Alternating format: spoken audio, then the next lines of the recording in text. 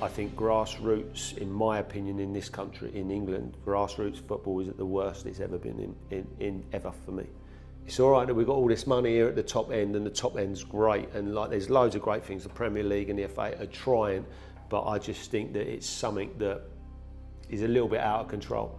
You see grassroots now is that you always see the big guy up front, very well developed for his age, really quick, strong, up it goes, the ball goes up, over the top, he runs on, bang, goal. I always say see the brain, wait for the body. I swear by it all the time. I think everyone's just trying to find their small margins. I think that whatever type of environment that you've got to have different people with different skill sets.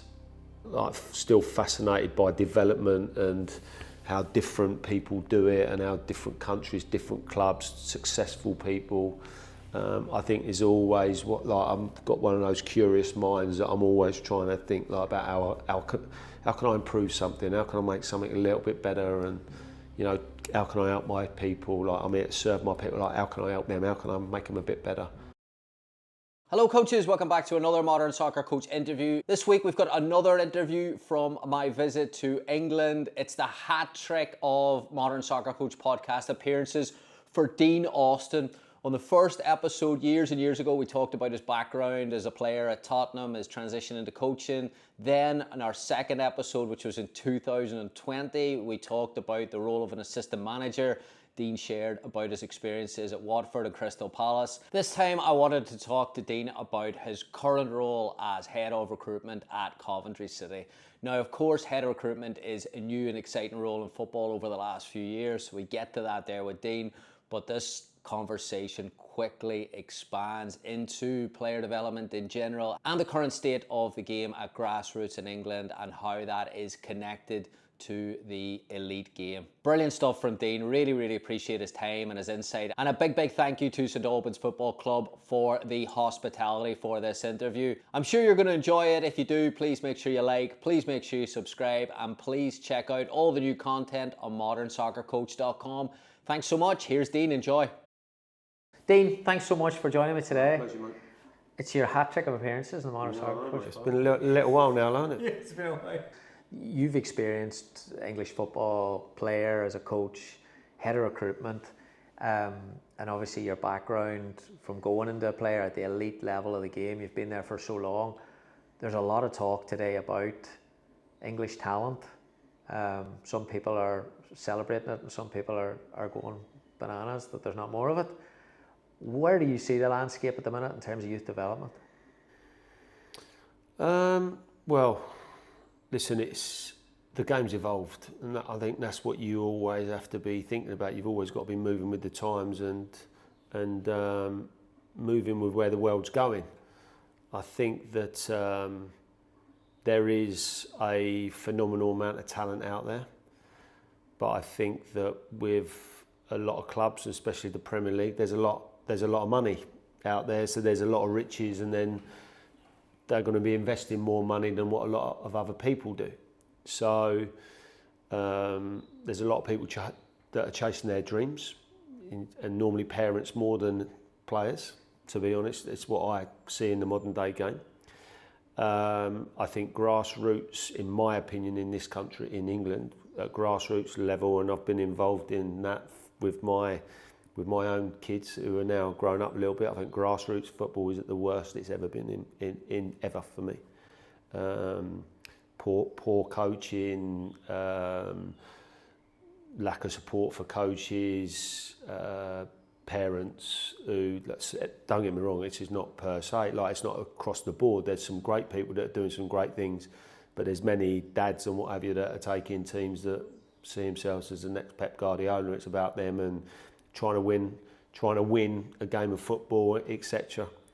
Whereas I always feel that kids football growing up is about fun and trying to create standards and being a teacher, allowing them to play and enjoy the game and be able to create situations that allow them to learn, rather than just keep solidly just banging the drum about winning a game.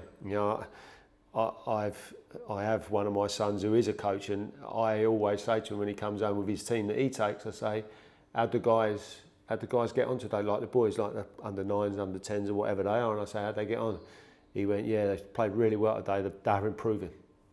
I never even asked the score, because I just don't think at that age it's that, you know, I've been fortunate in my career. Football's been kind to me. It's been cruel to me, of course, because you have ups and downs in every walk of life. But football, in general, it's my life. It's been very kind to me, and I'm still fortunate now that I coach kids from 5 years of age. I've gone up to coaching Premier League players.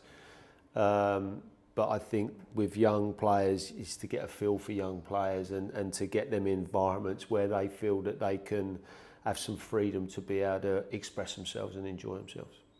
But I do think that as in regards to the system for the better players, like for where we've gone, I think it's like there's no coincidence that in this country we are producing a serious amount of talented players. And sometimes it's, you know, that you've got to have a bit. They have to have a bit of luck along the way. They've got to have a little bit of luck in the way. It might be an injury to someone, or a manager that has a feel, a head coach has a feel with them that gives them an opportunity. And sometimes you don't know how good someone's going to be until they actually get an opportunity. I kind of draw off my own experiences and draw off my own experience of what happened with me. And I was a very late developer. So I got released. I was obviously in clubs from probably 12 years of age, got released by Watford when I was 18, scholarship, second year scholarship age. You know, I come out of the game for 18 months. Well, I didn't come out of the game. I actually joined my sort of hometown club, St Albans City, played for them for 20 months, and then I got my break to go to Southend, which was in League 2 as it is now, the old Division 4. It's just, you know, you have to be lucky sometimes. But I think that there's a lot of good players out there now, and there's a lot of a muchness. But I do actually believe that it's so big now. The football side of it is so big that it's a mentality. It's a mentality, like a desire. You've got to have the strongest desire and the strongest will, and you've got to have resilience, and you've got to be. There's so many things. There's so many players now with so much talent, and there are. Listen, the creme de la creme are probably up here, but you know, you can talk about players in this country, young players in this country that might not necessarily have been the best in their age group at under 16. But they get given their scholarship, they're probably midway in the group. It might be for a number of reasons. It might be that they're not physically ready yet, etc., etc. But I always say, see the brain, wait for the body. I swear by it all the time. And listen, you know, you see grassroots now. You see grassroots in this country, especially, I think, is that you always see the big guy up front, probably very well developed for his age, really quick, strong. Up it goes, the ball goes up, over the top, he runs on, bang, goal. And you see a lot of that in grassroots. I always feel that with young players, you've got to improve. Like for them to be able to move on in their careers, they've got to have a level of technical ability. Well, how are they going to get a level of technical ability? Well, they're only going to get a level of technical ability by touching the ball. So if we're going to launch it from one end of the field to the other, we're not going to be able to develop a player. So I've always had that concept that, you know, we've got to work with the ball. It's fascinating you're saying there about the grassroots. Like that's a hell of a statement about that it is at its all-time low, and maybe there's a trade-off where you mentioned there about chasing a dream, parents chasing a dream, and everyone kind of trying to get that dream. How would you fix that? Can you fix that? Can you reel that back at all? Well, I think that, you know, going on to that on the coaching side, like I've got two of my sons referee now, and I can tell you now that 2 or 3 times in the last 3 months, they've come home having been verbally abused by managers of under 12 teams, under 15 teams. because they've given a decision against their team, etc., etc. That's just wrong on every single level as far as society, I'm afraid. Like, it's where we are at the moment. I went to watch St Albans under-18s play against the team probably 3 weeks ago, and all I heard was abuse from the two managers on the bench of the other team, abusing the linesman for decisions that were given or not given. And I'm just not into that stuff. I just kind of go at that stuff that you've got to have you've got to have a certain amount of qualifications, but like not necessarily qualifications, but it's about education. There is an education thing here. It's like, you talk about coaches, etc. Like emotional intelligence, self-awareness. Do you know what I mean? The example that we're trying to set. We don't have it in this country at Grassroots. It's the way it is. I think that there's we're going down a rabbit hole in this country. It starts with officiating. You're trying to encourage young people to become officials, etc. But I'm giving you examples of my two boys that do it. One of my boys already said, "I'm not doing this end of the season. I'm finished. I don't want it. I don't want it." My son was manhandled by a coach because of a boy that he sent off in a game. Literally, the coach tried to get over him round by the throat, and my boy got out of it. Do you know what I mean? So, you start from the very, very bottom. It's all right that we've got all this money here at the top end, and the top end's great, and there's loads of great things. The Premier League and the FA are trying, but I just think that it's something that is a little bit out of control. For me, if on a situation where one of my boys, a manager comes to him and says, "Well, if you're going to put my red card through, then no one's going to be able to take the team next year." Well, actually, mate, you should have thought about that before you started abusing the referee. Do you know what I mean? So you have those situations here. I think that it's there's a lot of effort being put in, but I just think the game is so big here. And do the local FAs get enough? Have they got the right people on their boards? Because normally they haven't these days. And then, how are you going to sanction stuff? I just think the game's so big here now. But, it's not... I personally don't believe it's in a good place. That's my personal opinion. Yeah, we'll come back to that, staying on the talent, and not to go too deep into your role and give away the secrets, but the director of recruitment role, his date has probably been about 10 years in football coming in, but director of recruitment role seems to be over the last 5 years just accelerated. Everyone's talking about it on the forums, on the podcasts. Manchester United and Liverpool fans have probably accelerated that for good and bad. What are some keys for you in success as a head of recruitment? Good people, mate. Have good people. Whatever your strategy might be, or your vision of what you want to do, whatever that's set, and however you're going to do it. And I've had quite a few roles in this department, and I can honestly say that I don't think I've ever gone to a club and ever done it the same way in any club. I think that reflection is a big word that I use, to be honest with you. I'm one of them people that reflects quite a lot. I reflect on the good and the bad, and I've worked with a lot of talented people, and none of them are the same. And I think that when you're building a team, that if you can build a team that people have different qualities and different energies and different things that they can bring to the table, I think you've got to be very open as well. I think that that's a key thing, is to always be open and always be open-minded and try and help people and be a good listener. Because I think there's a lot of people out there, but a lot of people are doing it in a certain way, and that's no problem.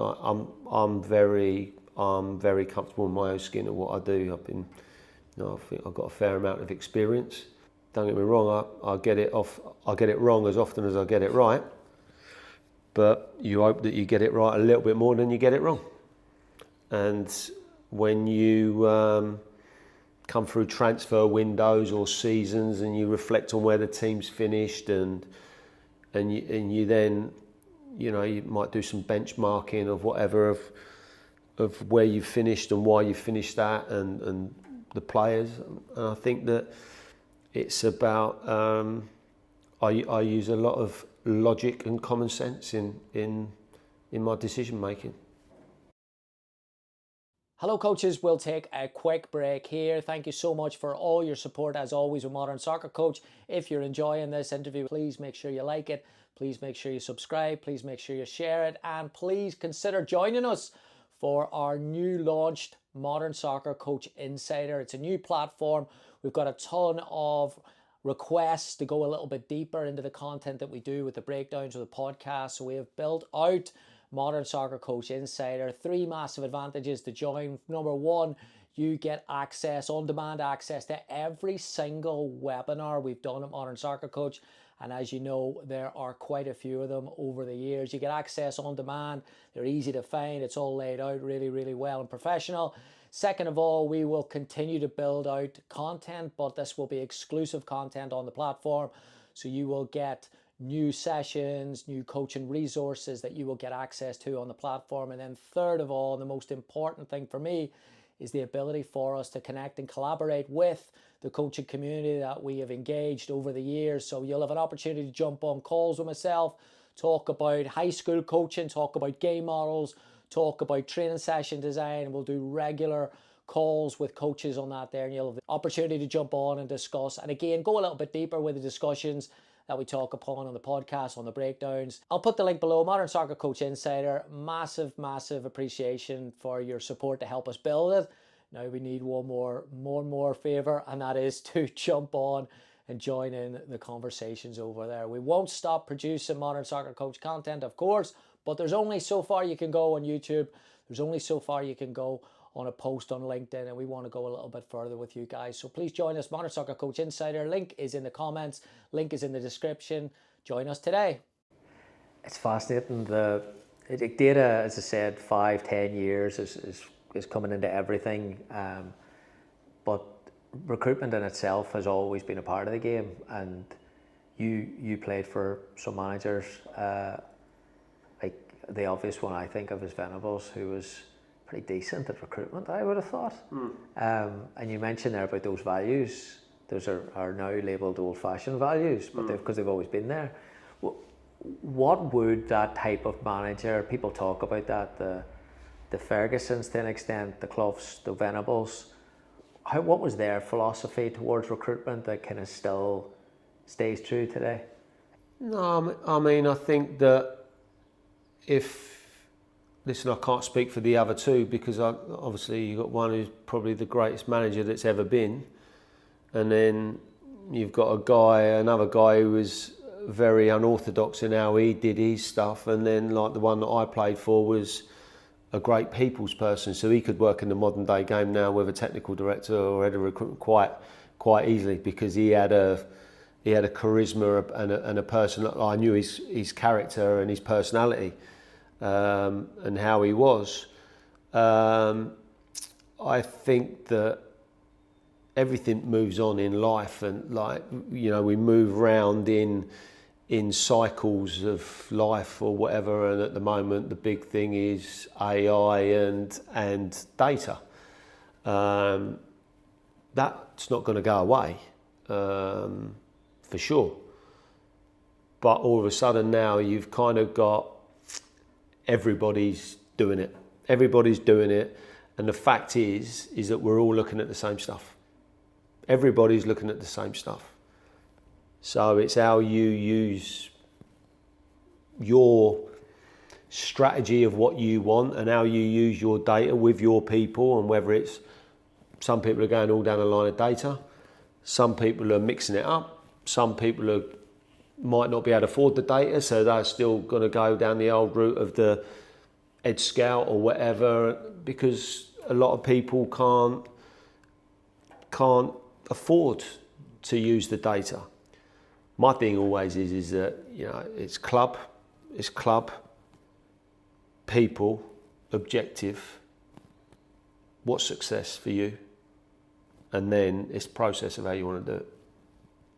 Ultimately, in my opinion, I don't think it's look, we just use a lot of common sense. I've got to be honest with you. We just use a lot of common sense, but we've got good people within different roles within our environment.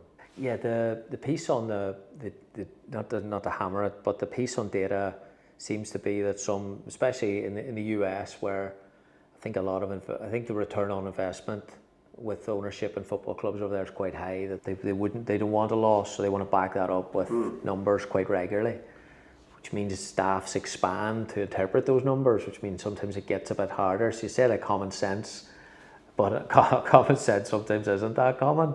So how do you align, a great word that business and football are using today, how do you align 20 people around football, subjective, objective, common sense? Well, I think that from an ownership point of view is that if like they know what they want to start off with, it's then like what's your end goal? Like what are you looking to achieve out of this? Now that might be that, listen, we've got the money, it's just we've got to get out of this league. So then obviously normally, you know, you can go shopping at different places, can't you? You go to Aldi, you go to Tesco's, you go to Marks and Spencer's. If you like, you know, sometimes money can dictate, and money does dictate. I mean, let's cut to the chase. Like in League One at the minute, Birmingham and Wrexham have got far more money than everyone else. So they should be there or thereabouts, really. But I think that role clarity, I think that to start off with is vision. I think that there is clarity around what we're looking for. I think that you put the right people in the right seats on the bus and have brilliant communication. Simple. Listen, I've not got no magic wand. Gary, I haven't got a magic wand. We have a way of how we work here. As I've said, it's not how I've done it in different ways in different places, but I've taken all my experiences, which is, I've got a lot of life experience, and say, I'm not going to say that I'm going to get it right every day of the week, but I hope that I can get it right a lot more than I get it wrong. And if I don't get it right a lot more than I get it wrong, then I won't be in the job for long and I'll be moving on to another job. But I think that it is, I think whatever environment you're in, you've got to be true to yourself. You've got to know exactly what it is that you want to do. I think you've got to have that vision of what, I always think you've got to have that vision of what the end goal looks like. The reason why I'm hammering the data questions is that I still feel as if there's more of a known of what data is today, but I think people behind the scenes still go back to Moneyball and then think about Brad Pitt firing all the subjective scouts and thinking that doesn't exist today. Yeah. Surely it does exist today, that people are having football conversations around players. I think it depends on the value that you put on people. You know, I hear a lot of things now in football clubs that, you know, they change their strategy. They're coming away from one area because they want to go in another way. And I think that's fine. I think you can. People. The one thing I don't even think about is that if I, you know, when I went into Coventry, for example, and I went at the same sort of just before Doug King came in, and I looked at, well, I went in there in November, and it's like small wins. So I had 70 days. Now I had 70 days, and now Mark needed we needed three players, I think it was at the time. I think we needed a left back, we needed a centre half, and we needed a right back. And I literally broke down almost, I broke it down in components. I just went, right, okay, like I've got a lot of work here. I'm coming in a new environment. I need to work the environment out. I need to get to know the people. I need to understand what they've been doing. I don't want to come in. I'm not going to change everything. Like I'm not going to change anything. I've got 70 days before January the 31st. And my objective is to find the manager, the best players that I can find in these 3 positions. So I'm just going to I'm going to have a good look. Going to have a good look around and whatever. And then the new owner came in, and you get to know him, and we start having chats and about where it is that we want to go. And we didn't have all the answers in one chat. You know, it's constant stuff. And like, you know, my owner's a good man, and like he asks a lot of questions, and we have a lot of serious chats, and some chats are longer than others, and it's kind of like our direction of travel and what we're looking to do, and what we're doing with our data, what we're doing with our scouts, what we're doing with the people, how we're helping people grow, and like what's the club happening, how we're evolving. So there's a lot of stuff that kind of goes into it. But I think that, you know, whatever level you're at, you've got to find, you know, I have a process, and ultimately a process that I've used for quite a while, and it's served me quite well. But that process sits behind all this other stuff. We get all this other stuff and all this other information. Ultimately, everything comes back into this process, and we go through it to then get all this information and make, hopefully, good decisions. We use all the information that we've got at our disposal to help us make good decisions. But I think that whatever level you're at, that's what I think you should do. Whether you've got 2 people on your team, 3 people on the team, or you're on your own, you've got to get your own process that you know that you're aligned with the club. This is what you want to do, and this is how I'm going to go about it, and you use that. Now, listen, sometimes we have to. I was going to say, I'm not going to use the word pivot, because I think that when people start using, we're going to pivot, it means you don't really know what you're doing, in my opinion. I think that we've got, I call it agile. We've got to be a bit agile. Like, we've got to see what's happening in the markets. We don't really know what's going to happen, and we don't know where there's money, or where players are, or what they're kind of doing, or what the agents are doing. So we've got to be a little bit agile. We've got to be, you know, we've got to use our common sense. But the only way you're going to do that is by getting people in the room and then having the conversations. I always try and, you know, I always try and back up what I say. If I'm saying something, I want to back it up, and if I want to back it up, then I might back it up with data. You know, I have to be able to use. I have to use all the tools that I've got at my disposal. I have to look at absolutely everything to help me make the best informed decision, or for help us, or for me, in my case, to help me give the best advice to the football club that I possibly can.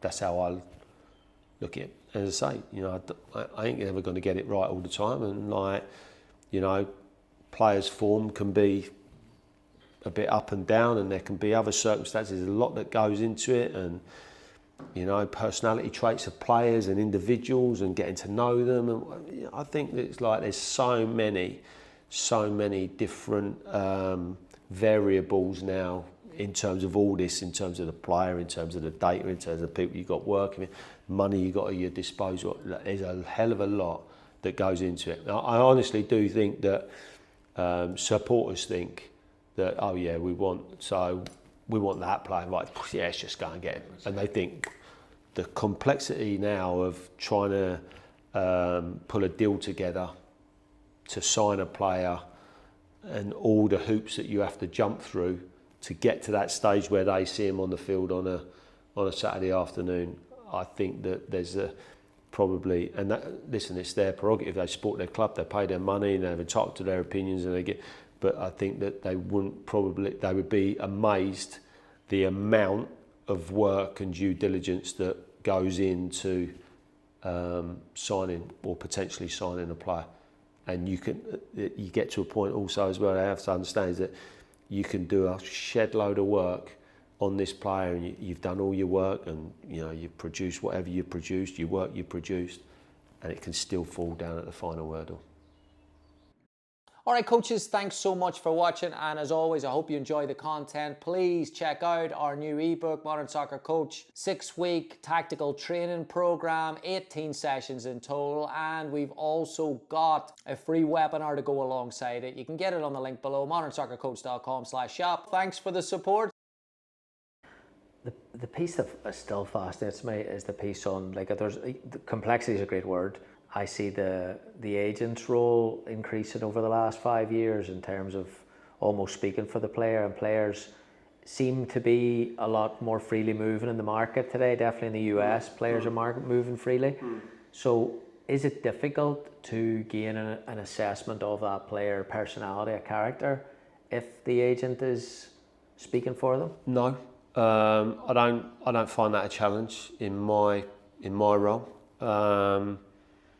I'm very much a people's person. I like to talk to people. I like to get to know people. I think the MLS is a bit different, because the reason why this is just my assessment of it, because you've got the cap, and you've only got a certain amount of money, so there's only a certain amount of money for so many players, and a player over here could be playing in a team earning $100,000 a year, but playing with this guy here who's earning $3 million a year.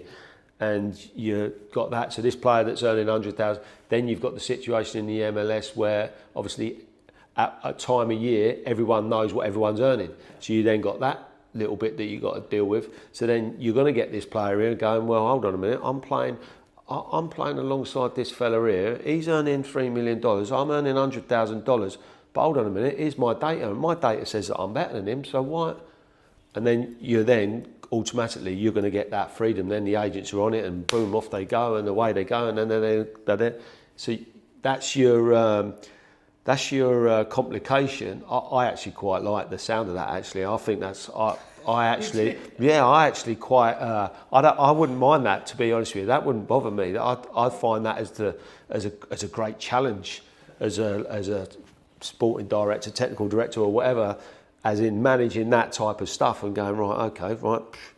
But I would nip that in the bud before it kind of got to that stage. I'd kind of go, right, okay, well, keep a bit of money back here or whatever, and manage it a little bit more strategically, and we'll leave a bit there and don't spend all that there, and we'll see how we go. I think that in this country,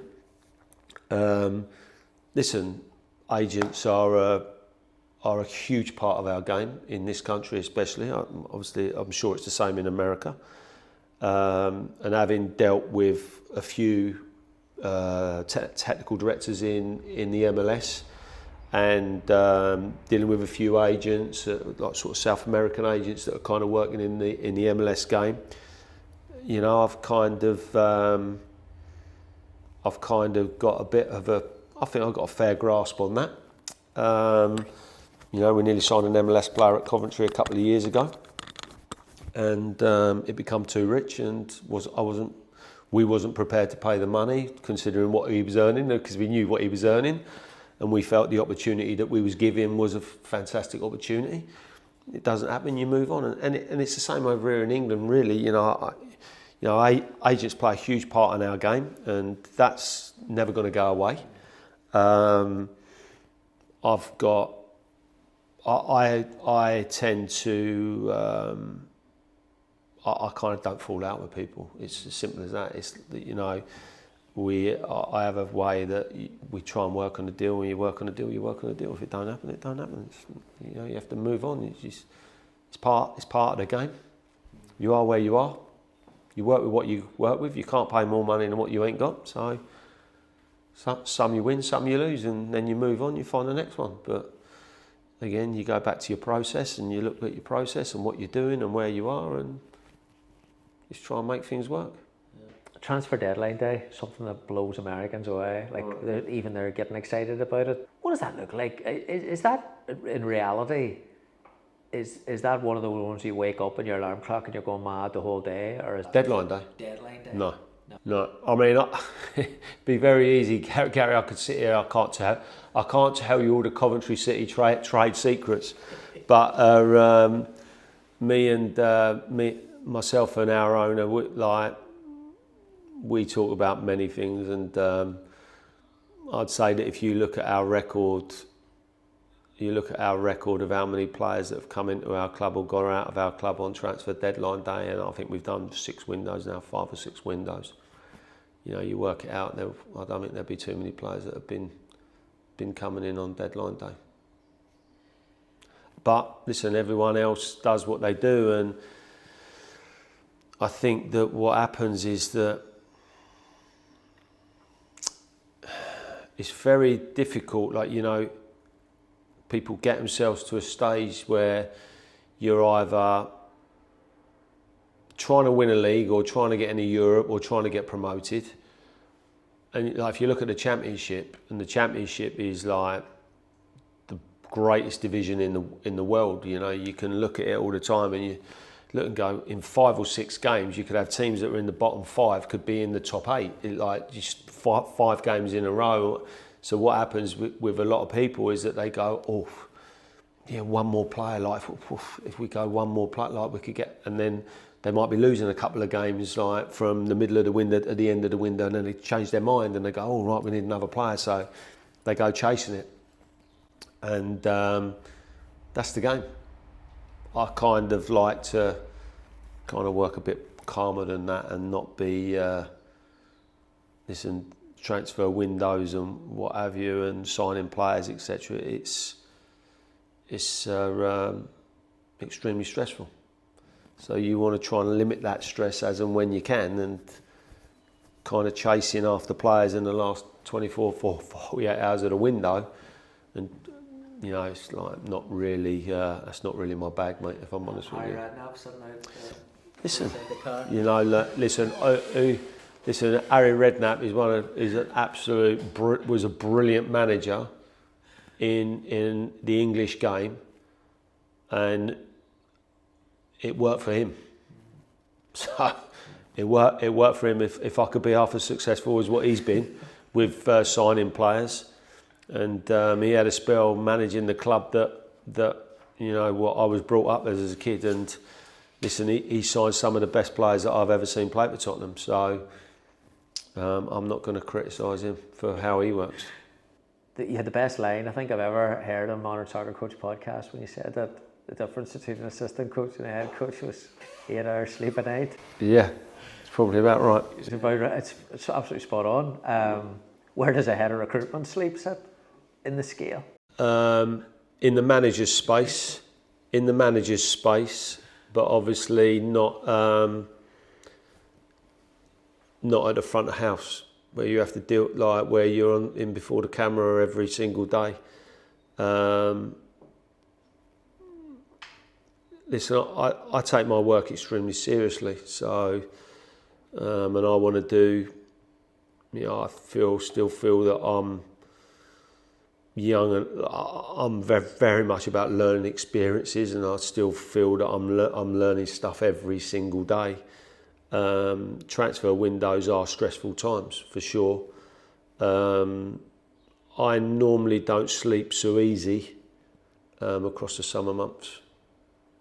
I think that would be a very fair assessment. Probably along the lines of what I was when I was a manager. Yeah. I don't have trouble getting to sleep at night. The thing is staying asleep. And then once you wake up in the middle of the night, your phone, you must have 20 messages on your phone. To be honest with you, I've got to a stage pretty much now where half an hour before I go to bed, the phone will go off.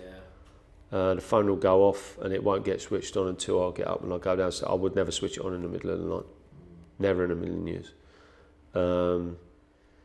You have to try and find some type of balance. So I do kind of work ridiculous hours, and a lot of my time can be taken in a day just through things we've got going on at the club, and then I end up doing the things around that I need to do. I'll end up doing them after dinner in the evening. So sometimes I could be sitting in the office and end up working but I have got to the habit now that really a good half an hour, 45 minutes before I go to bed, I switch the devices off, and try and get myself sort of wound down a little bit. And I always read before I go to bed now. Like as long as I'm not that tired that I can't keep my eyes open. Some nights I do go to bed and I can hit the pillow and I can be gone. Going to sleep's never a problem. It's just the getting up a bit. It's just the waking up a bit early that's the bit of the issue. What type of books do you read? I read a lot of leadership books, to be honest with you, Gary. I read a lot of stuff. I love things like Phil Jackson. Like I've read all these books. Simon Sinek, I like his stuff.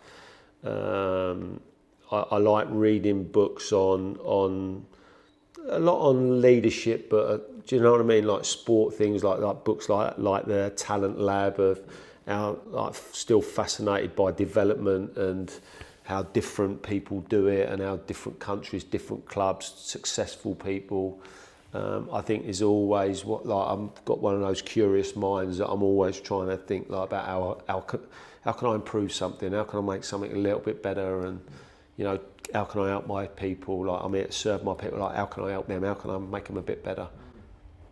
With the role of in that their education space and the role of head of recruitment being somewhat new in the football world, how do you see then the next 10, 15 years the evolution of the education of this role?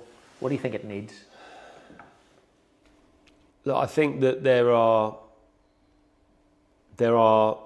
different types of people within recruitment spaces now. That there are, you know, a little bit what's gone out of it in England is that there was used to go out sort of, I'd even say 5-10 years ago, you'd go out to a game and you'd see all the old faces that you would see at games, and you'd go out and you know there's some great guys.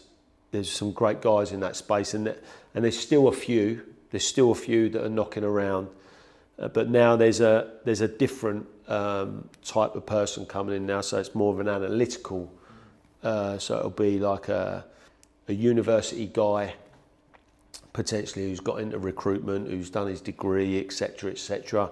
And so they're doing it. They're going out, still going out to the live games, but now they're using data and what have you, and trying to use their skill of what they do with their data stuff, etc. And then you've got another type of person over here that's like, don't go out to the live games anymore, and everything's done with it on a computer, and there's a lot of AI stuff, and it's like everyone's just trying to find their small margins. I think everyone's just trying to find their small margins, but I think that whatever type of environment that you've got to have different people with different skill sets. You know, like it's like I'm not saying that I'd have one of these old time scouts here and then have one guy who does half and half and then another. Like, do you know what I mean? It's like it's all about the quality of the person, like, and you know, and what they and what you think that they can do for the environment to help you evolve the environment. Is kind of where I always sit. But I've got, you know, and I'm probably one of them, I'm probably one of the, and guy who works alongside me is one of the best talent spotters I believe that I've ever worked with. And he and I are very much in that mould that we speak to our guys about live scouting, about what you can learn from live scouting, and like being out and watching things. You know, I last year, you know, I went to two live games in a foreign country, that I was all in on this player and what I'd seen, and I'd seen what I'd seen and like used our tools that we've got at our disposal, and I was all in, and then went 2 live views in 1 week and was all out because of what I'd seen live. And looking at the player and looking at the system of how the team played and what he was doing and what his personality looked like, and watching the warm-up, you know, seeing how he's behaving in the warm-up. You would look at the warm-up as well as like... Look, if I'm going abroad to watch a game, I will be there probably 50 minutes before the game. I'll sit in the stand and I will watch the warm-up, yeah. Look, I've gone all that way and taken the time to go and watch the player, so I'm going to be there plenty early enough. I might as well go out and see what he's see what he's like and what his body language is like as an individual and what he looks like. It's just, Listen, there's no, as I said to you, you know, everyone's in their own space. Everyone's doing what they're trying to do. Listen, we got our way, or I've got my way. Other people have got their ways. They could be more successful than me, but this is what works for us. This is what works in our club, and this is what we try and do. Yeah, it's like everyone's looking for, including all my questions, looking for the magic algorithm, aren't we? Well, the thing is that you got to understand is that all the information that's out there, everybody's got access to it. Everybody's got access to it. Now, okay, like you might be, A couple of quid more here. yeah, it's where you shop. Like, so it's where you're shopping and where you think. But listen, we try and use as much information that we can that we have at our disposal. Last two for you. This has been brilliant. The putting that type of data then back into youth development, and it's that now space, that AI space you referenced there, they're starting to come in quickly in America, where we're looking at giving perhaps better feedback to players. Do you see that being a challenge in terms of the enjoyment of the game, or the creativity of the game? In terms of tactical, as in giving tactical elements or information, or In terms of data, like in terms of going a little bit more objective with feedback for kids? I think that I certainly wouldn't be using too much data with younger players. I think that good coaches can see a lot of stuff with the eyes of, and you know, whether it's they watch the game and then whether they can take the game back onto the training field and then implement what they want to do on the training field. I think that, you know, the biggest, you know, looking at coaching now and the way that we are in the world, like every single individual's different. Every single individual that you are going to come into contact with, you might have to find a different way of putting your information across because you don't know how that, you've got to get to know that player. So I think that is, I think you got to have there's an element of emotional intelligence that you've got to understand the child that you're dealing with, but it's no different. I don't think for me, as I said, I worked with kids for 5-6 years of age, and I've worked with Premier League footballers that have been full internationals. And it might be different in the way that you might put it across, but it's still the same information. But I just think that it's like you have that skill, that experience. The best people can always find a way of being able to get their message across. I always like to think with kids, as that if I want to put something across with kids, I want to put it across as simply as I possibly can. That's easily understandable. But you can work with kids and you can tell them stuff and they don't understand what you're saying, even if it's simple. They can all have different ways of how they take on their information. How they learn in different ways. So listen, I've got loads of boys and girls that I work with now, and what I might be able to tell one kid, I can't tell him, I've got to show him, and what I can't show someone, I've got to let them do it. They have to be able to act it out themselves. It's the way that they can learn. So I think that's the biggest, that's a really big challenge now for coaches. And that's something that I believe that in coach education that people do have to understand, because you can sometimes work with people and give them information and they're looking at you, but they're looking straight through you because they're not really getting it. They're not understanding what it is. When you come to do the exercise and they don't do it as you want it done, even though the exercise has gone on before them, is then there's time when you kind of go, I always look and go, right, this person takes on their information a little bit in a different way.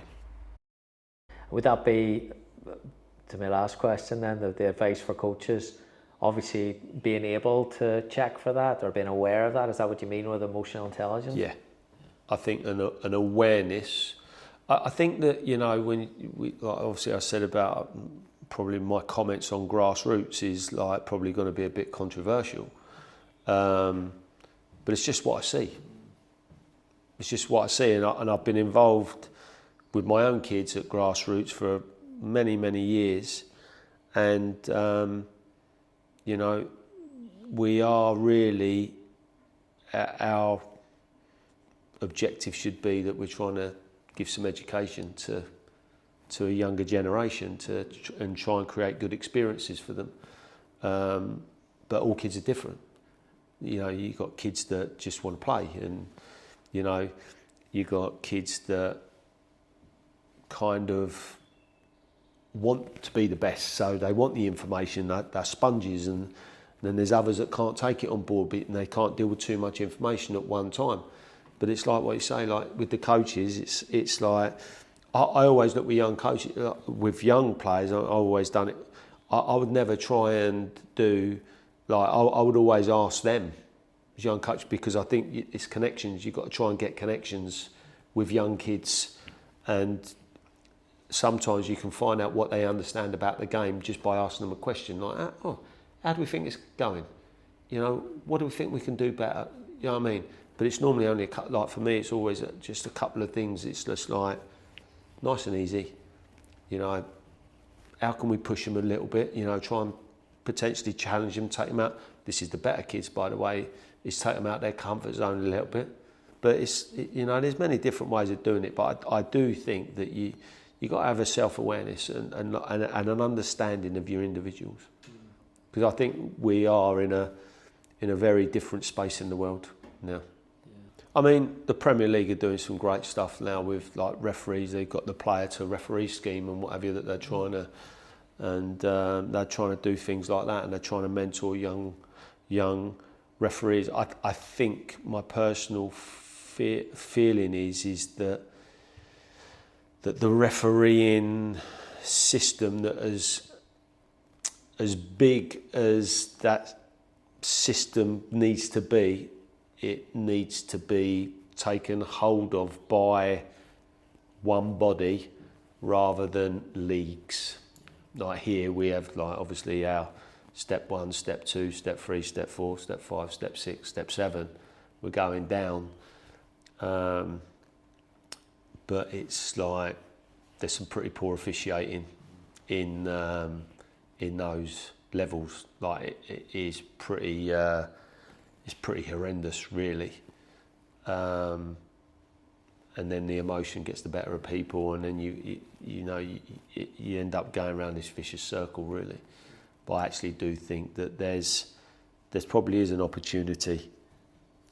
It would have to be grown over a period of time, but the PGIML, that coming for plenty of stick anyway, but some of it justified, some of it not, because you know there's rules being changed. They don't have the power of that. It's the governing body, but I think that there's a bigger thing there that can be opened up to help.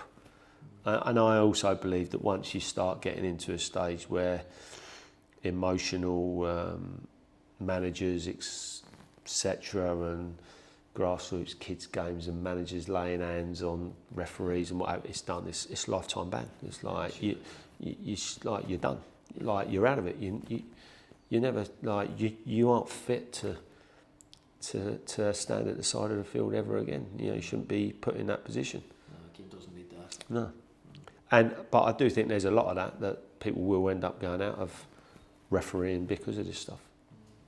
Well, hopefully we can get under control by then. Sure. But we'll get you on again for number 4 then. No problem, mate. No problem. Dean, thanks so much. Unbelievable. Top Cheers. class. Thanks, really mate. enjoyed Thanks, it. mate. That was Thank you. great.